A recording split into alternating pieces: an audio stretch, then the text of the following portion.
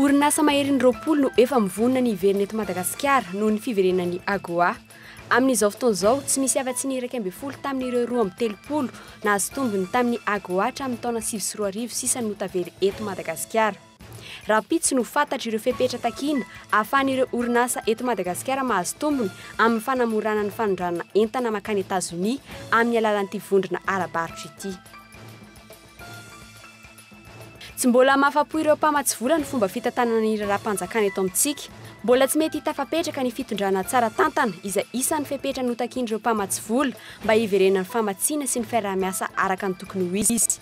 Fihaonana roa sosona no tanterahina androany, ny solitena amin'ny banky iraisam-pirenena, nihaona tamin'ireo solitena isaka ny ministera, andaniny, ny PNUD nihaona tamin'ireo solombam-bahoaka. 10 andro mialohan'ny CPE vao narainy taratasy fiantsona na convocation ireo mpianatra ao amin'ny EPP Ilafy rehefa nogiazan'ny Taleton Brao. Karaha manimpa mpianatra Framamisa 10 mandritra ny 3 volana no tsy voaloha. Tonga teny toerana solitenan'ny Sisko Avaradrano nandravina ny olana. Any ivelany, raha ny Ukraine manangasanga ny ady 20 kilometatra miala ny Donetsk no misy ireo tafika Ukrainianina. Ny antsony Flopotine ny fampiresaka sy aneran'ireo mpiaradia amin'ny Russie mba hampitsahatra ny ady ny filoha Frantsay Hollande sy ny chancelière Angela Merkel nandritra ny fifampiresahana izy ireo amin'ny telefônina androany maraina. Ny andindinin'izay avy hatrany.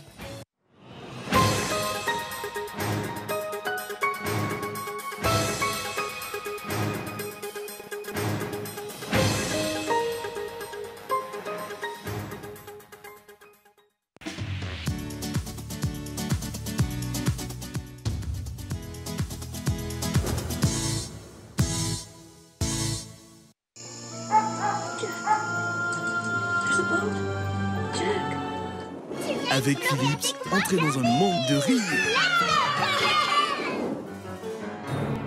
de frissons, d'émotions, de sensations. Vivez le grand spectacle de la Coupe du Monde avec la série 9000 de Philips, la Smart TV à écran 65 pouces Smart, LED Ultra HD. SIDEF, une garantie de qualité.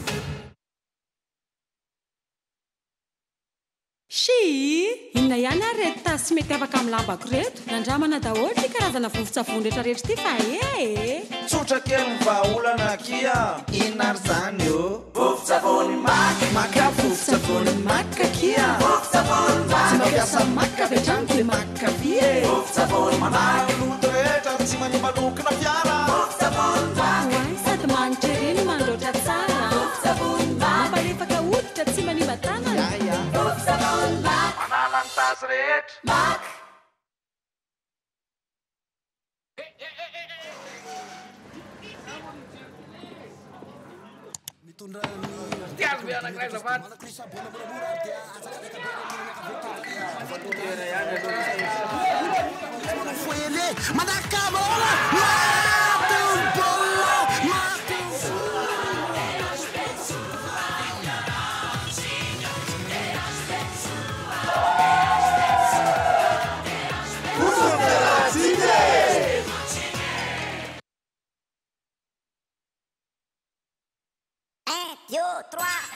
fantatro fa en formula satria mampiasa formula madio ery zato nifony la satria borosina amin'ny formula tiary misy vaovao mahazo mahafinaritra zato amin'ilay zay mividy formula roa dia mahazo borosy nify ray maimaim-pona fianao nga ahoana ie tena maimaim-pony ararô dia tsy isan'andro io fa voafetra ihany le fotoana mandehana takety amin'izao hiazaka zao eny amin'ny varotra mahazatra anao makaroa amin'ny dentifrice dia mahazo ray amin'le borosy nify formula.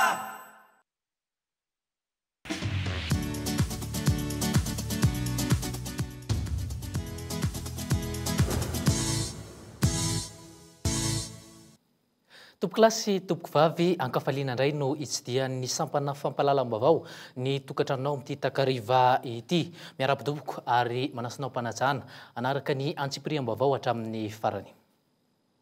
Ny pejin'ny toekarena no anomboantsika ny fampalalam-bavao amin'ity takariva ity. Raha mpitso no fantatra fa iverina ireo fepetra takina ahafahan'ireo orinasa eto Madagasikara mahazo tombony amin'ny fanamorana ny fanondranana entana makany États-Unis amin'ny alalan'ny AGOA.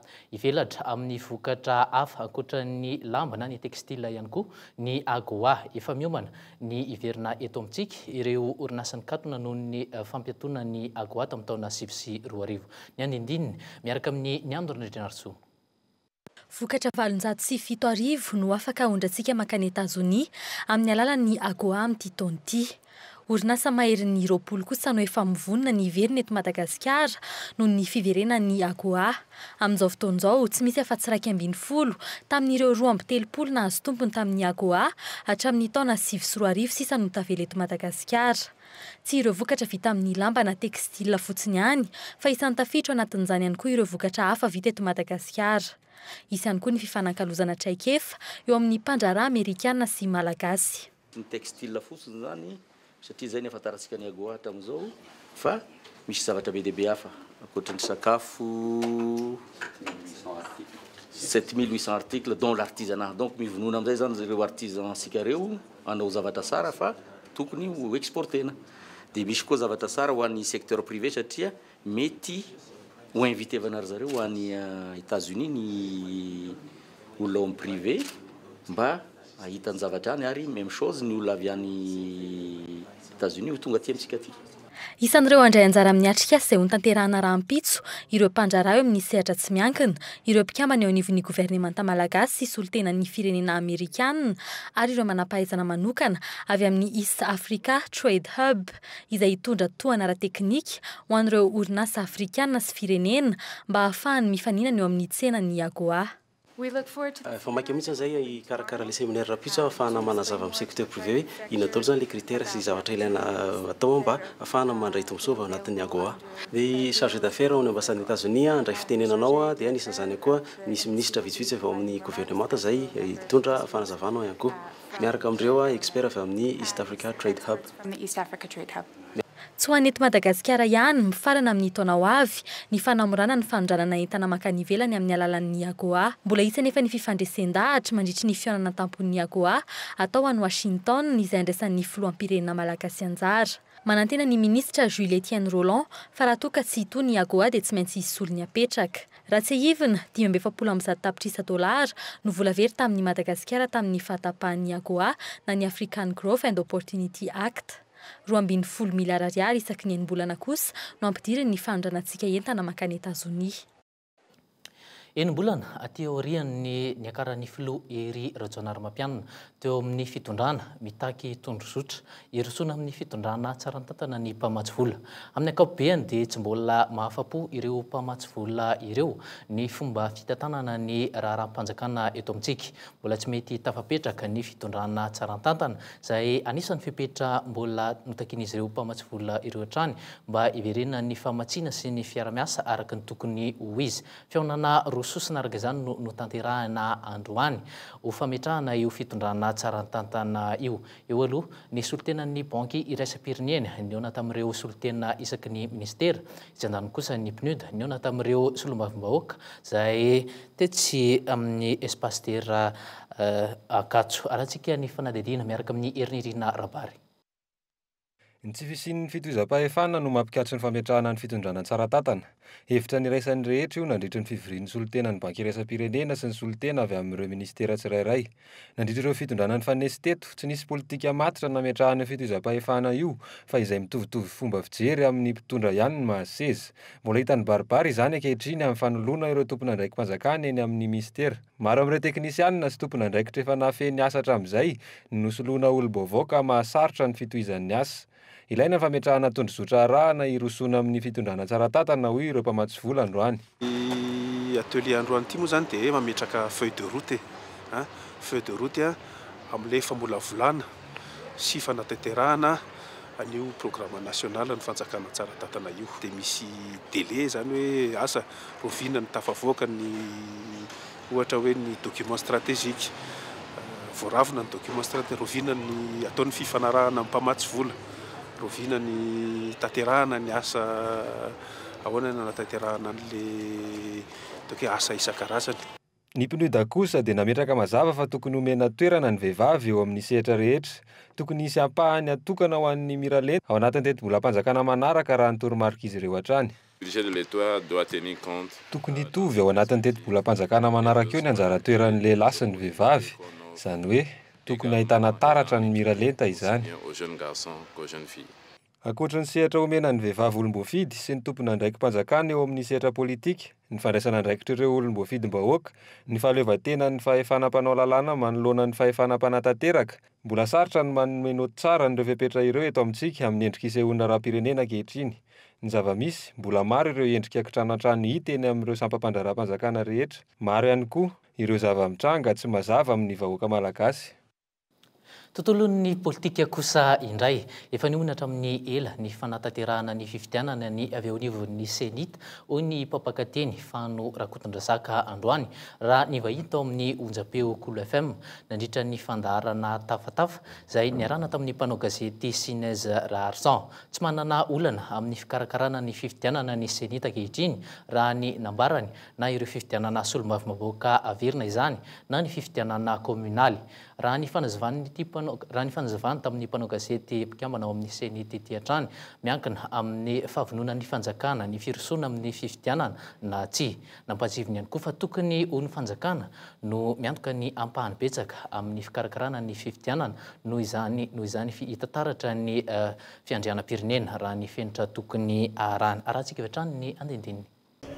Reny eny ohatra ny fifidianana eny anivon'ny commune reny zany efa hatramin'ny nahasenitany senita no tafiditra tao anatin'le efa nibajininy reny tamin'ny fiomanana rehetra izay natao. Fifidianana anankitelo zany dia ny fifidianana filohan'ny repoblika, fifidianana solombavambahoaka ary ny fifidianana eny anivon'ny commune. Izany hoe efa niomana tamin'io zany zay nandritry ny fotoana maharitra na ny teo amin'ny fomba fandaminana fikarakarana izay fifidianana izay na mikasika ny fitaovana na mikasika ny eo amin'ny enti-manana ara-bola. Dia misy moa zany sokatsitsika anankiroa ihany koa zany reo le hoe mpiombona antoka amin'ny senita zany amin'ny fiatrena fifidianana toy ireny. Dia eo zany ny fanjakana malagasy, dia eo le mpiombona antoka amintsika avy any ivelany. Fa na izany na tsy zany tena ataontsika hoe tokony ho izy, tokony ho filamatra amina fikarakarana fifidianana amin'ny tany anankiray dia tokony le firenena ihany anie le fanjakana no mamatsy ara-pitaovana na ara-bola aminy mba taratry le fiandrianam-pirenena angamb'izay. Ka na manahoana ny fihetsika le mpiombona antoka zany sy ny mety fahasahiranany zareo amin'le fombafomba amin'ny procédure samihafa zay samy manany azy dia tokony joro zany tsika ny fanjakana hoe tsy maintsy vitatsika zany le fifidianana rehefa atao.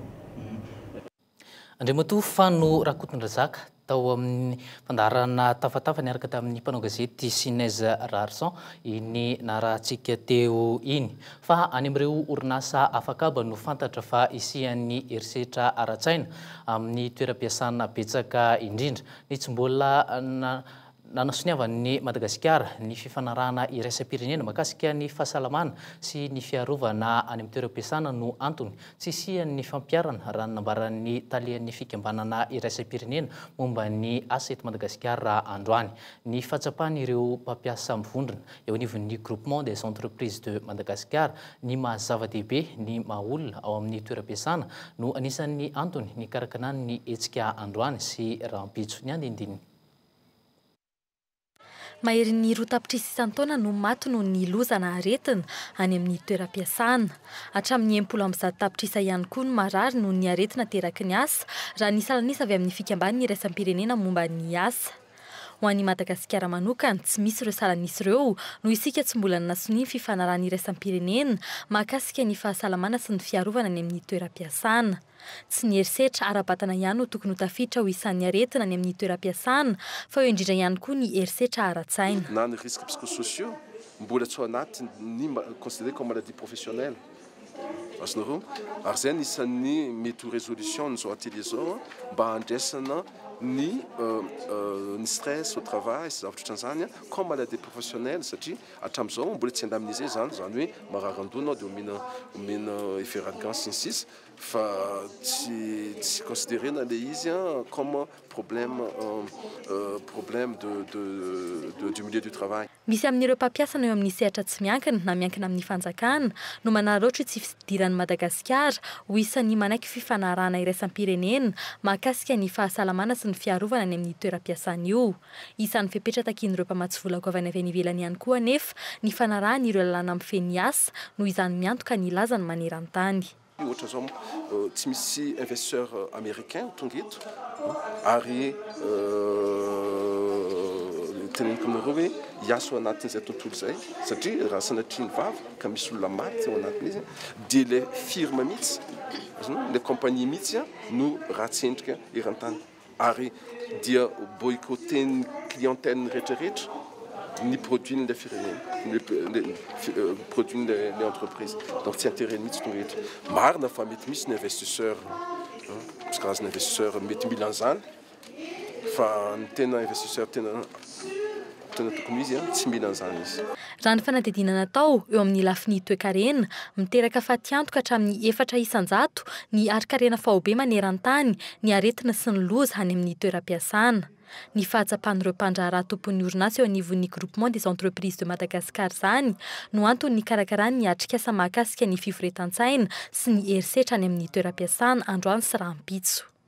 Zava-dehibe ny toe-batana sy ny toe-tsaina hitan'ny mpiasa miasa satria raha ohatra koa izy ka tsy milamina ara-batana tsy salama vatana salama saina tsy afaka miasa ary tsy afaka mamokatra tsara noho izany zany tombontsoan'ny mpandraharaha tombontsoan'ny tompon'ny orinasa koa no manao izay apetiny tontolo iainan'ny mpiasa mba ahafahany mamokatra bebe kokoa sy ahafahany mamokatra tsara ary koa tsy tombontsoan'ny mpampiasa koa nge sanatria raha ohatran'ireny mitrangana ivelany ireny hoe mamono tena ny mpiasa satria mafy loatra ny asa na zavatra ohatr'izany mbola tsy tonga amin'izany moa tsika eto Madagasikara fa zavatra ohatr'izany zany ny soroany.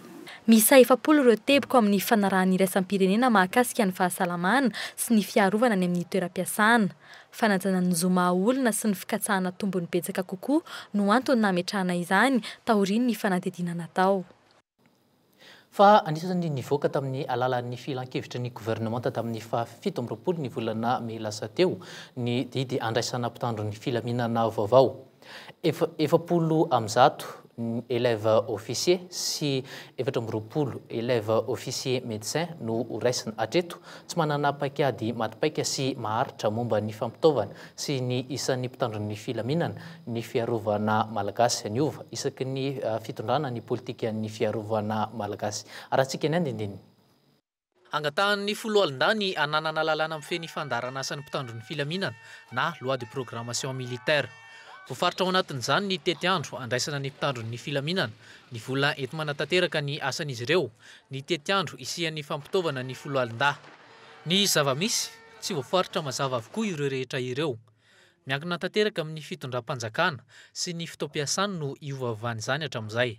Ny loi de programmation militaire dia lalàna anankiray mametry mandritra fotoana lavalava mahadadina mety 10 taona hoe akeka zao daholo ny atao isan-taona dia tokony arahan'ny parlement isan-taona satria raha hividy sambo anao tsy mieritreritra mihitsinao hoe ao anatin'ny exercice budgétaire ray no doavanao an'iny fa tsy maintsy mandritra ny taona maromaro naovana izay zavatra zay planification zay zany no tsy misy eto amintsika io tsy miaramila ihany tsy manao an'io fa eto amin'ny sehatra firenena mihitsy zany tsika tsy dia manana planification à long terme fa matetika zavatra 5 taona 3 taona dia vidina zao le zavatra androany mbola tsy voaloha dia miova ny fitondrana dia aloha ihany mitroseny fa zavatra hafa indray ny atao farany tsy fantatra ho aiza maro ny lalam-pomana.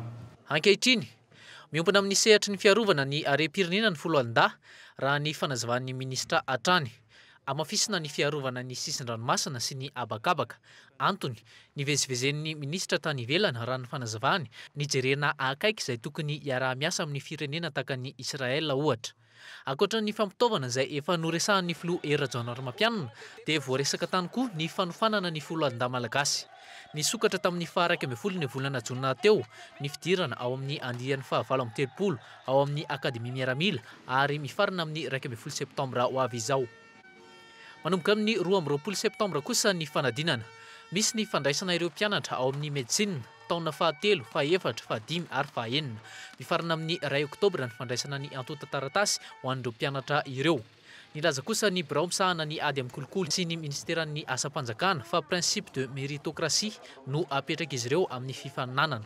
Tsy misy ny quota régional fa firenena 3 izao no efa nandefa ny fangatahany: Niger, Comore ary Togo. Ho an'ireo izay mieritreritra fa tsony no notiny na tsony valeurany mahazo mitondra izy mpampianatra tsara avy any aminy dia eo jeretsika eo ny noty zany. Izay ny fangatahana ataonay.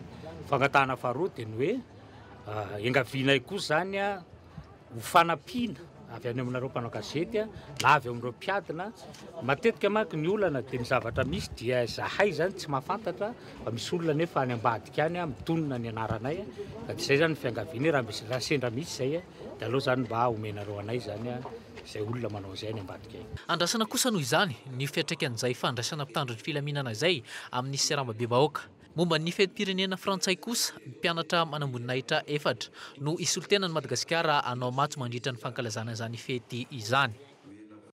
Fa mbola eo amin'izay pejy ny fandriampahalemana izay hatrany dia nidoboka amponja ao Ambalatavoangy ny teratany frantsay iray antsoina hoe Claude Robert, 17 taona ny tenany, mponina any Sainte-Marie hatramin'ny Omaly.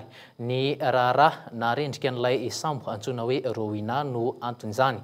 Olona 7 izy ireo no nidoboka amponja tao Toamasina raha ny vaovao azo. Isan'izany ny tatsambo roa sy ity mpandraraha ara-toekarena frantsay ity.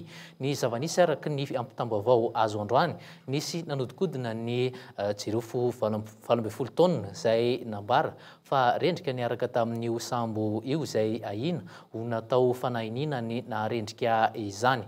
Andrasana izay fihetsiky ny maso-ivy frantsay manoloana ity raharaha ity. Tsy voafaritra mazava kosa ny tena andraikitry io teratany frantsay io amin'izay raharaha izay. Mbola amin'ity kosa ny fanadihadiana momba izay ankehitriny. Fa eo amin'ny pejin'ny fitaterana kosa indray, misy misandoka hosoltenan'ireo mpitatitra mifandray amin'ny ministeran'ny fitaterana. Vokany tsy tonga eny anivon'ny ministera sy ny ATT ny hitahitan'izy ireo ka mahatonga ny tsy fifankazon'ny-resaka eo amin'ny rotonta. Mangataka ny fandraisan'ireo syndika ny andraikin'izy ireo araka izany mba anangana rafitra vaovao mahasoltena ireo mpitatitra rehetra. Izay no vokatry ny fionan'izy ireo tamin'ny mpanao gazety io maraina io tetsy Anosady. Malohana ity olana ity ary dia milaza fa efa manana politika andaminana ny sehatra ny fitaterana ihany koa ny ministera. Erinirina Rabary no mitatitra ny andindininy. Mandidina ny 50 ankehitriny ireo kooperativa mpitaterana tanety miasa eto Madagasikara ary antsasak'ireo dia saiky miasa eto Antananarivo renivohitra avokoa. Efa tapitra avokoa ny mandahan' ireo mpitantana ny kooperativa sy ireo fikambanan'ny mpitatitra rehetra eto Madagasikara raha nambaran'ny filohan'ny komity nasionala ny fitaterana tanety. Antony mahatonga ny tsy fifankazahoan-kevitra eo amin'ireo mpikambana. Misy amin'ireo mpikambana sasany raha nambaran'izy ireo hatrany miteny amin'ny anaran'ny fikambanana nefa tsy nahazo alalana tamin'ny besin'ny maro ka miteraka fatiantoka ho an'ireo mpitatitra. Mitaky ny andraisan'ny sindika ny andraiky ny ireto fikambanan'ny mpitatitra ireto araka izany. Misy olona mitonona ny anaran'ilay vondrona any anatin'ny ministera, izay ministera ihany koa izay tena ministra ihany koa izay tena tsy mahafantatra, tsy malala inona marina ny tena olana. Misy ato anatin'ity fitaterana ity tsy mijery fotony, tsy mijery fa trangan'olona no mipetraka trangan'olona no mandeha makany amin'ny ministera, te handrava sy te hametraka ny tenany hoe izay mbola anisan'ny afaka mametraka sy afaka manantanteraka zany hoe resaka fitaterana zany. Ankilany ny fanjakana tsy mbola namaly ny antson'ireo mpitatitra ireo. Milaza fa efa manana politika mazava andaminana izany ny ministeran'ny fitaterana ary hanolotra izany atoato. Niasa nandritra ny teo amin'ny ray volana teo ny ministeran'ny transport zany nanatotosa document mikasika amin'ny politique sectorielle ny transport. Misy mihitsy io, misy io fa misy moa zany le atrikasa le SNRD zany dia niraisinay zany hoe natao koa zany sur une période intérimaire ohatran'le SNRD le izy Raha ny zava-misy tsy mbola mahafapo ny vahoaka ny tolotra omen'ireo mpitatitra. Raha ny eto andrenivohitra manokana no resahana mbola maro no menomenina ny amin'ny kalitaon'ny asan'izy ireo. Itsakilan'izay, mbola gaboraraka ihany koa ny famaritana ny sarandalana. Mbola fanontaniana indrasam-balina ny tena fanapa-kevitry ny fanjakana momba ny resaka subvention manoloana ny fiakaran'ny vidin-tsolika eo amin'ny sehatra iraisam-pirenena. Fa tany Ampefy 100 kilometatra miala Antananarivo no foiben'ilay horohon-tany omaly tamin'ny 7 sy sasany ariva.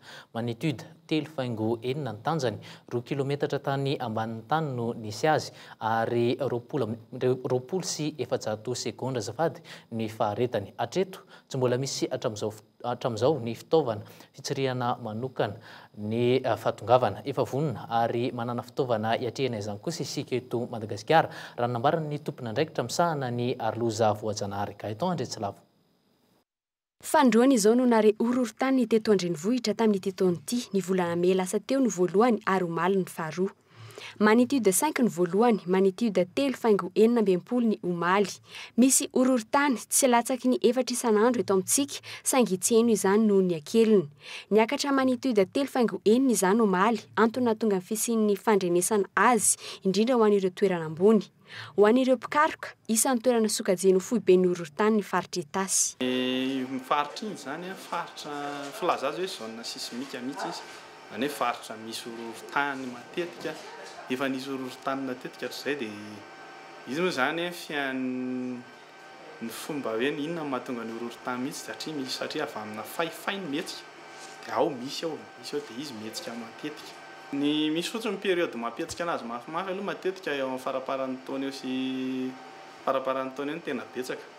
Dia ny hoe mafy sy ny tsy mafy tsy fantatra meloa. Akoatra ny Tasy, toerana ahitana horohorontany matetika ihany ny faritra Alotra, Ambalavao, ny faritra Atsimo sy ny faritra avaratry ny Nosy. Ankilana, raha nanontaniana fepetra ho raisana sy ny fahavononana hiatrika ny loza voajanahary toy itony ny tompon'andraikitra, dia nilaza fa manana paikady mahomby isika. Ao anatin'izay fiatrehana ny loza izay paikady izay dia voarakitra ho mazava tsara ina daholo ny voina mety hitranga eto Madagasikara. Dia ny fahafantarana ny voina dia ny fahafantarana ny hoe riska hoe raha mitranga tokoa io dia ina no mety hitranga, mety ho loza ho aterany.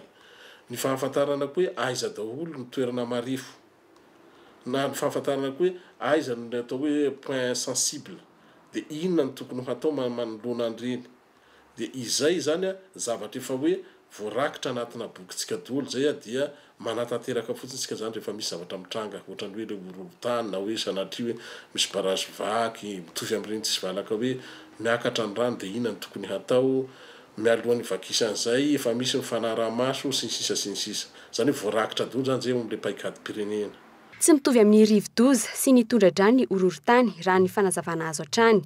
Ity farany izay tsy azo fantarana ny fotoana iaviany ny tanjaka entina. Ny misoroka azy izany no azo atao. Isan'ny fiarovana voalohany ny fanorenana fotodrafitrasa mahazaka fivotrovotry ny tany, indrindra amin'ireo faritra manakaiky ny foibeny. Fa makasika kosa ny pezin'ny fampianarana dia nanomboka omaly ny herinandron'ny CNAM na ny Conservatoire National des Arts et Métiers tetsy amin'ny lycée français Ambatobe. Mahaliana ny maro ny resaka diplômam-panjakana frantsay eto Madagasikara. Ny 70% ny manana baccalauréat amin'ny mpianatra malagasy no mirona amin'ny lalam-piofanana azahoana izany diplôma izany. Ny andindiny. Azo entina miasa eto an-toerana sy any ivelany ny diplômam-panjakana frantsay. Misokatra moramora ho an'ny mpianatra manana izany diplôma izany ny sokajina asa misy any ivelany any rehefa manana izany diplôma izany.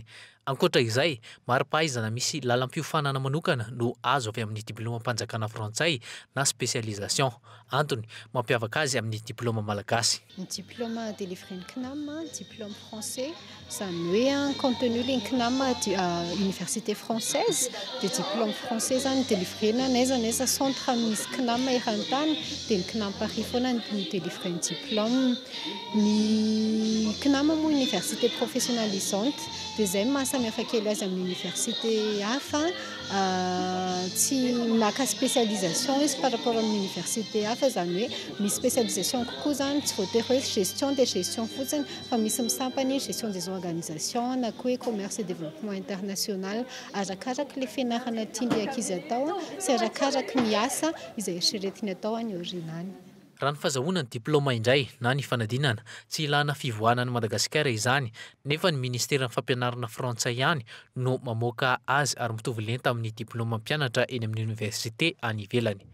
Ny antony nanaovana an'izao zany dia tsy fantatsy ny olona eto Madagasikara représenté zany hoe misy eto grande école la vazaha izay manome diplôma vazaha sanatsy tsy hoe diplôma gasy tsy zany fa be da be manko le olona zao amin'izao fotoana manenjika mivoaka ny velany nefa eto Madagasikara dia izay ataony le any velany any no amenay ny mpianatra eto. Ny diplôma dia diplôma ny ministère de l'éducation any an-dafy no délivrer azy. Ny fanadinana dia alefa ny zareo ampiana dia mandalo amin'ny ambassade zay mandefa izy miverina any tsaraina dia mamoaka valim-panadinana izy. Ary mitovy ihany zany ny diplôma izay avoakanay eto sy ny avoaka any an-dafy satria hoe ny any no tsara dia ny any no manome an'ilay diplôma. Ankoatra izay amin'ny alalan'ny internet avokoa ny fampianarana azahoana izany diplôma izany. Antony himatematesan'ny ny tanora malagasy izany. Ho an'ny miora manokana izao na dia efa miasa azy izy mbola te hanana izany diplôma mpanjakana frantsay izany. Mety amin'ny fandaram-potoana kokoa ny fampianarana an-davitra ny tena korahateo sady miasa. Io no sendrareko fa tsy safidy manokana akory. Voalohany indrindra aloha le CNAM aloha zany mazava ho azy fa vao antso benobeny hoe diplôma frantsay le izy fa tsy hoe vita amin'ny diplôma frantsay anazy ihany koa fa manaraka ihany koa zany norma manerana an'izao tontolo izao. Manarak'izay moa araka ny cursus ny fianarako za tao amin'ny resaka finance gestion dia nisafidinay anohy amin'ny resaka expertise comptable atao amin'ny CNAM dia izay ny anisany hoe ny safidianako ny CNAM manokana. Afaka miompana amin'ity lalam-piofanana ity avokoa ireo manana ny diplôma baccalauréat malagasy. Tsy azo lavina fa tsy hitovy amin'ny saram-pianarana amin'ny université malagasy eto Madagasikara ny saram-pianarana azahoana diplôma mpanjakana frantsay tahaka izao. Mbola ankavitsiana amin'ny malagasy noho izany no manana fahafahana hiompana amin'izany lalam-piofanana izany noho ny antony ara-bola. Ny zava-misy hatreto mitobaka izay tsy izy ny fampianarana manaraka ny teknôlôjia avolenta tahaka izao. Etsakilan'izay nefa iray tapitrisan'ny zaza malagasy manomboka amin'ny 1 taona hatramin'ny 10 taona no tsy miditra an-tsekoly raha nitatitry ny ministeran'ny ny fanabeazam-pirenena. Rehefa miresaka an'izay fampianarana izay hatramintsika dia raikitra ny sahotaka teny amin'ny EPP Ilafy io maraina io. Taratasy fiantsoana na convocation ny mpianatra 50 aka CEPE no kiazan'ny italian'ny sekoly karaman'ny mpampianatra FRAM miisa 10 nandritra ny 3 volana no tsy voaloha tonga teny toerana ny solitenan'ny Cisco Avaratrano nandravina ny olana. Arahantsika ny andindiny iarahana amin'ny Gaëtan Andretsalavo. Vao maraina nanomboka tamin'ny 7 velona mitabataba tao amin'ireo ray aman-drenin'ny mpianatra sy ny mpampianatra teny EPP Ankadikely Ilafy. Androany no fotoana nomena azy ireo fa hizarana ny convocation-n'ireo mpianatra hanala fanadinana miisa 50 ao amin'ity sekolim-panjakana ity. Raha ny fanazavana azo notazon'ny Italia ao amin'ny Brony convocation. Ity farany izay manana olana amin'ny karaman'ireo mpampianatra FRAM ny tarain'ireo ray aman-dreny. Atahotra mihitsy aloha satria tena tsy azo ny convocation ny zanako hatramin'izao nefa mivalo ampy sasany fotoana andrak'izao mbola tsy azo le izy nefa n'izay raha nianatra tato aseny mandoha ny zavatra rehetra nefa alohanay daholo zao zao nasainy ankizy handeha hanala CP raha mety hoe tsy normal satria mikorotana natao ampianarana. Ny ray aman-dren'ny mpianatra zany tadima zavatra misy raha vao misy zavatra mitranga dia tsy maintsy vola nefa ny zavatra mivoaka atao anatin'ilay fianarana tsisy zavatra mivoaka vola mihitsy. Fa lasa ohatra vady tarisy fotsiny fandehan'ny zavatra rehefa aveo. Nasain'ilay ankizy raha zao hanala CP tsy milamina. Ny volan'ireo mpampianatra FRAM mandritry ny 3 volana no voalaza fa tsy mbola voaloha. Raha nambaran'ireo mpampianatra lanin'ny taleny vola. Tonga tena toerana ny avy anivon'ny Cisco Avaratrano nampiantsa ireo mpampianatra. Nisy araka izany ny zavatra tapaka taorian'ny fihaonana teo amin'izy ireo sy ny talian'ny sekoly. Le madame Talé manaka andohan'ilay karaman'ilay mpampianatra 3 volana. 440,000 ariary. Raha nanontaniana teo anivon'ny Cisco taorian'ny fihaona dia nilaza fa tsy manan-kambara momba ny toedrarà nanamafy izany ihany koa ny Talé raha nanontaniana. Le convocation mpianatra neny inge tsy nomen'ny mpampianatra raha tsy afaka herinandro dia izay. Dia efa milamina daholo iny. Dia izay zany. Ankilany, raha ny loharanom-baovao azo hatrany laza fa nisy nanendaka ny Talé taorian'ny nakany vola tany amin'ny Otiva ny volana Desambra lasa teo. 7 volana aoriana noho ny fisian'ny savorovoran-droany ity vao fantatra ny fisian'izany fanendahana izany. tamin'ny volana desambra izany io zavatra io no niseho. Raha ny zava-nisy aloha tamin'izany fanendana izany satria raha niara-naka vola izany izahay dia samy nody. Dia ny telefonana izy ny hariva hoe nisy nanendaka dia very ilay karamanam-pampianatra nalaina. Dia ohatran'ny hoe lasa ohatran'ny hoe izaho izany ny victime amin'ilay izy. Mbola tsy milamina araka izany ny toedra rà eto amin'ity sekoly ity. Raha ny loharanom-baovao azo tsy ny EPP Akadikely Lafiana no misedra olana amin'ny tsy fandahoana ny karamanam-pampianatra FRAM. Raha tsy ahivina, misy 70% ny EPP ho an'ny Cisco Avaradrano manokana, ho an'ny eto Ankadikely Lafy kosa 5 andro mialohan'ny CPE vao misava ny AIAN Ray aman-dreny fa azo ihany ny convocation-ny ankizy. Fa firenena 270 no misy ny EICC na ny American International Chamber of Commerce maneran-tany. Isan'ny manana izany ihany koa i Madagasikara ankehitriny no marina tamin'ny fomba ofisialy androany ny fiara-miasan'ny EICC izay manana ny foibeny any Los Angeles, États-Unis sy ny EICC Madagasikara. Fikambanana ara-barotra maneran-tany izay mampivondrona mpandraharaha sy mpitondra vonina ifanakalo ara-barotra miainga amin'ny firenena misy ny EICC azy avy ity misy any Madagasikara ity ankehitriny. Ny fampiroboroboana ny varotra sy ny famatsim-bola eo amin'ny firenena Amerikana sy ireo firenena hafa maneran-tany fa indrindra ireo firenena manerana ny Afrika sy Azia no tanjon'ny EICC. Ho an'ny eto Madagasikara manokana zao dia efa misy ny tetikasa eo amin'ny sehatra ny fambolena sy ny fiompiana ary ny fampianarana ao anatin'ny fiara-miasa. Eo ihany koa ireo tetikasa hafa andalam-panantanterahana azy amin'izao fotoana izao ny EICC. Toy izao ny fanazavana teo amin'ny sariny ny Andro Rendrinarso.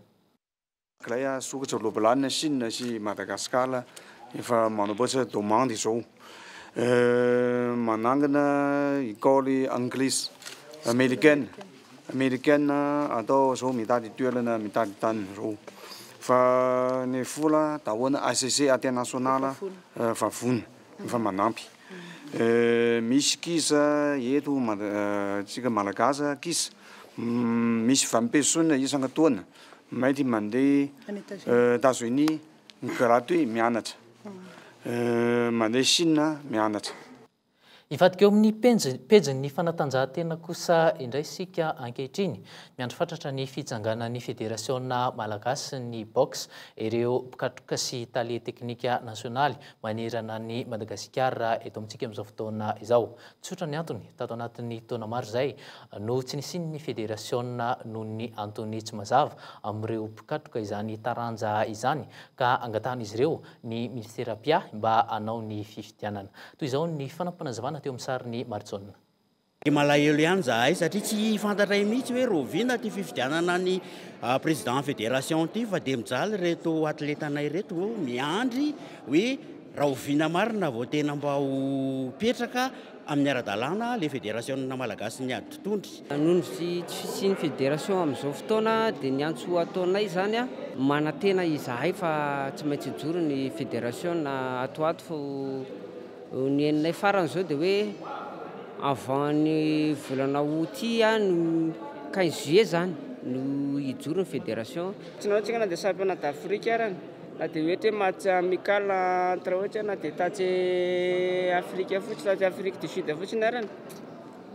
Dia eo zany le performance nefany lasa mivava zany le athlète dia tsy mietritra ohatra hoe misy compétition atao na ohatrohatran'izao.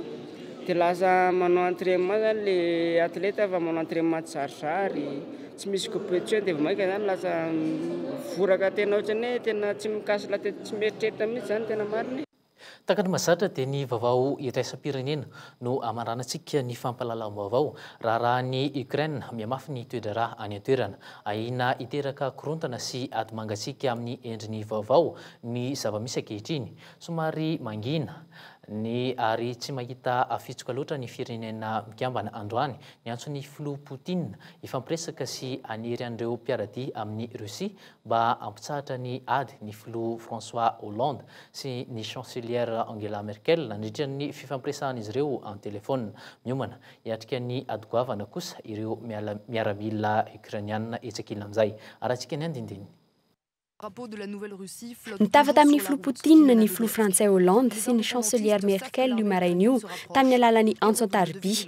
Araka ny fampalalam-baovao nivoaka nahazo tombony ary mandroso trano manosika an'ireo mpiady-pomba ny Russie izay tsy manaiky ny amerenana ny Crimea ny Russie ny tafika Ukrainiana. Voaresaka tamin'ity filoha Rosiana ity ny tokony ametrana politika mazava eo amin'ny fampitsarana ny fampiasana fitaovam-piadiana mahery vaika eo amin'ireo tota dia Ukraine sy ireo mpanoana ny Rosiana, ny fanaraha-maso ny sistany miaraka amin'ny OSCE ary ny famitsorana tsy misy atakandro ireo ny tany nankeriny.